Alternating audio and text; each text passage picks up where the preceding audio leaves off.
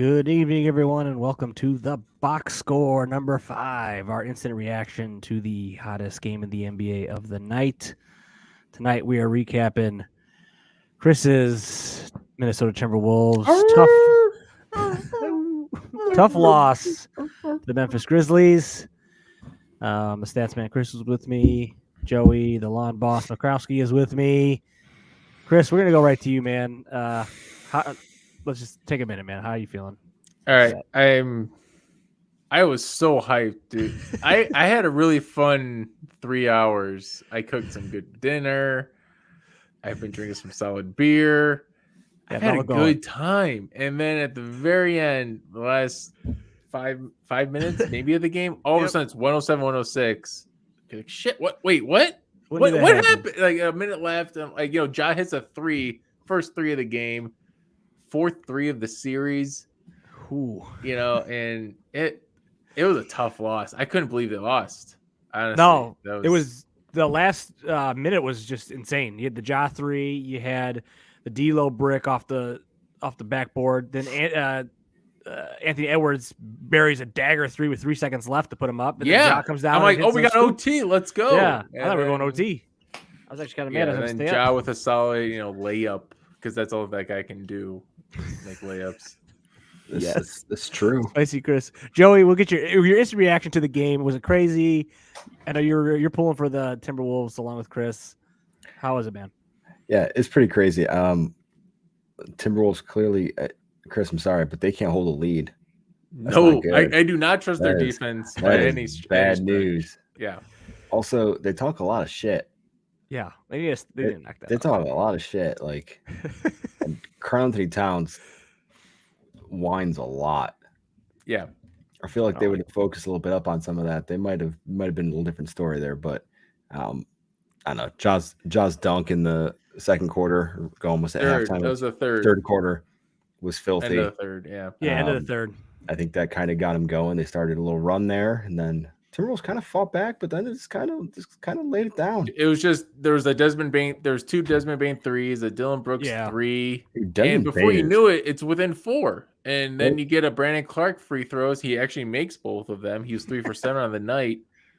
And it's 99-98. And before you know it, it's anybody's game. And that's just how it works sometimes. Yeah. Grizzlies have been fighting like this. That's why they're the 2 seed this year. It's games like this. That's how it works.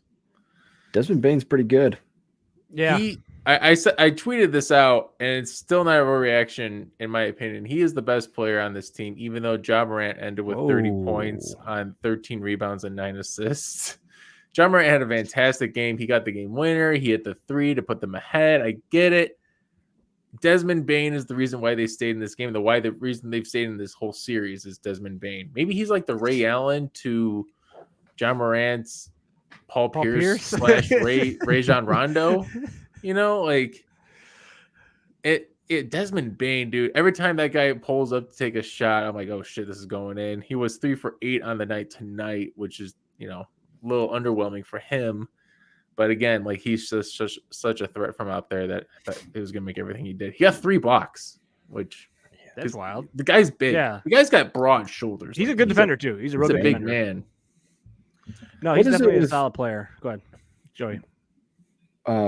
What is it with the defense against Ja? Because this is the second or third game in this series that he's had around 10-ish points going into halftime, then just erupts in the second half. Is it that they kind of are getting lax on it, or is that Ja just is taking that long to kind of really get into his game? And that's a good question. I was thinking about that too, right? Because he had 5 points at half. Yeah. And Chris Finch, he even talks about in his little. He actually is kind of informative in his pregame, right before the quarter starts interviews. He was saying how we just got to stop Ja Morant. And it's oh, you're gonna. That's your focus. Great, and they do. They stop him for 3.5 quarters, and then he hits a 3, and he gets a game-winning layup, and it's oh, you didn't stop Ja Morant. You got 30 points. What happened here? And I want to rewatch this game, Joey, just because of that question of why did Ja end up with 30 points? Because honestly, it kind of escapes me. You were clearly defending his drives, or was he just missing them? He had some nice floaters, which are unguardable in a way. It's weird. It's weird. Well, like from what I saw is that they're really defending him well about getting into the paint. He's not getting into the paint easily. When he is, he's going into 2 or 3 bodies typically for the most part. But I think Joey brought up, he kind of started hitting some floaters. I think he started hitting some floaters, and Memphis started hitting a couple of threes there at the end, and that kind of is what opens it up when they're hitting the threes. Because that was the other thing I was going to say. For me, I think Memphis should have won this game no matter what. The fact that they barely pulled it out says more about them than it really does about Minnesota, in my opinion. Because the whole night, Memphis had open shots; they were just missing them. They were shooting terrible from 3. I think at one point they were 3 for 20. So what you said, they ended up 7 of 28. Dylan Brooks was 1 for 10 from 3. Hit his 1-3 in the fourth quarter. They hit him when it counted. So they were 3 for 20, and then they finished the game 5 for 8.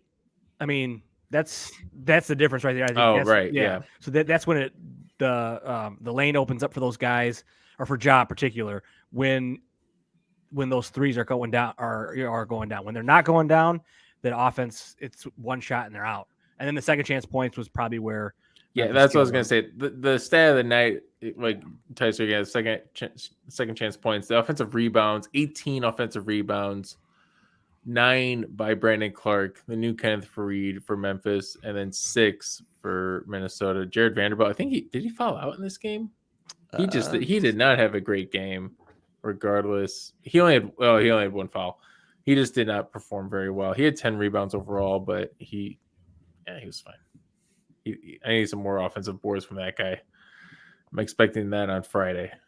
Man, this was tough. That. I mean, the crazy thing is, in my mind, the series is no way over. This is. I mean, I was calling it, I think, on the way home from the Bulls game, saying the series was over after the 26-point comeback, but it's not. It's not. So man. That's what I was thinking too. Around. Like, if Minnesota had won this game, especially with the way the game was going, I feel like we'd all be being like, "Oh yeah, Minnesota's got this. Like they're gonna close out Game 6. It's over." Memphis needed this game more than Minnesota tonight.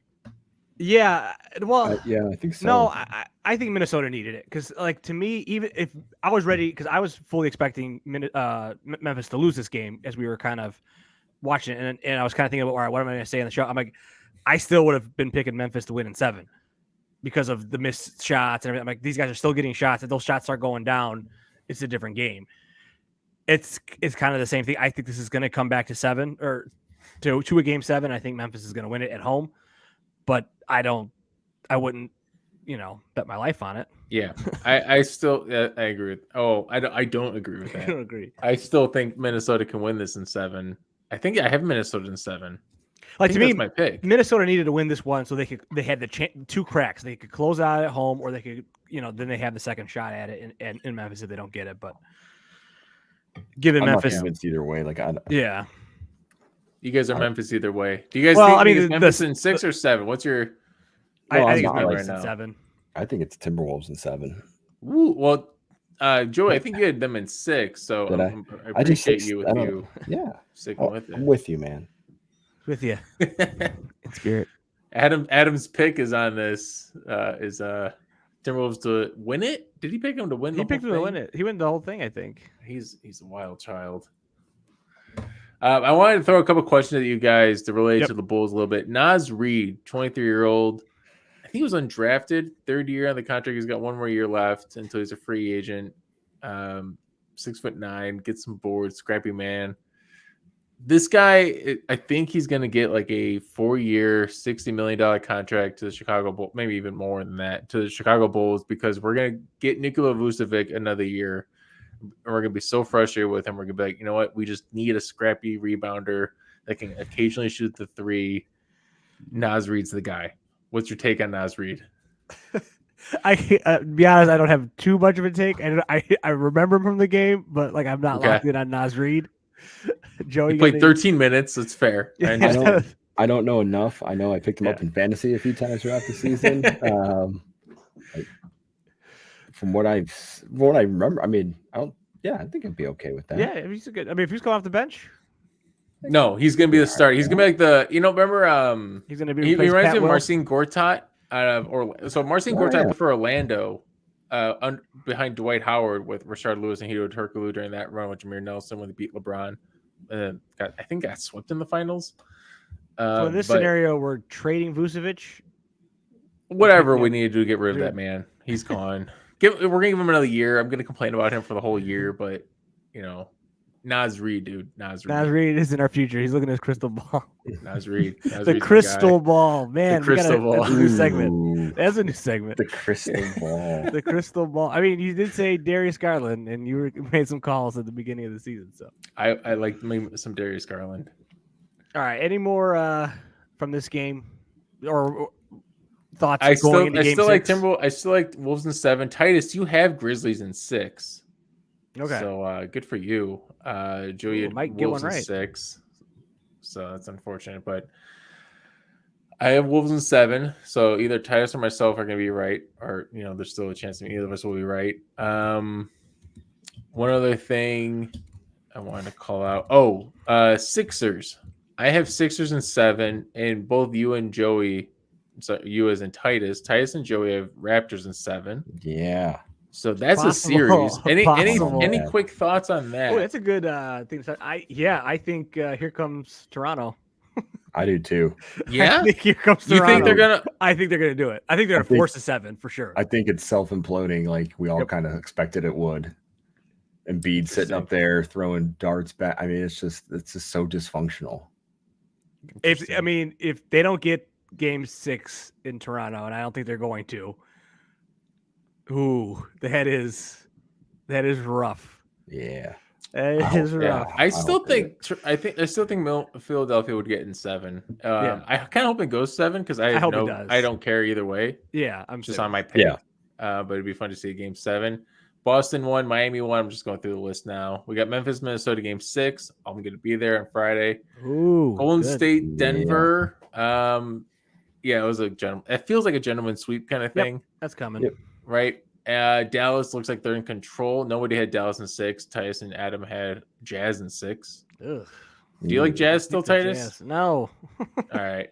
And then we all had a sweep of Suns in 5. Yeah. And the Pellies are looking they're playing tough. Anybody want to take the Pelicans right now? Yes.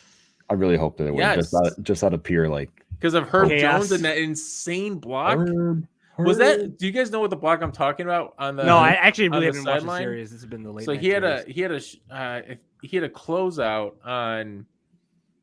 Can't remember the player. I think it was like Jay Crowder. I don't know who it was.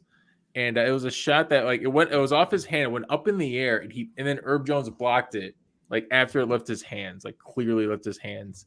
And people are arguing is that goaltending or not? I don't think it was because I always thought goaltending was after the ball was no longer going up in the air. Yeah, it's on the way down. It's going to be on its way down. It's on the way down, right? Yeah. So that was a clean block. It was called a clean block, and it was just It was just Herb Jones. Just a dirty block.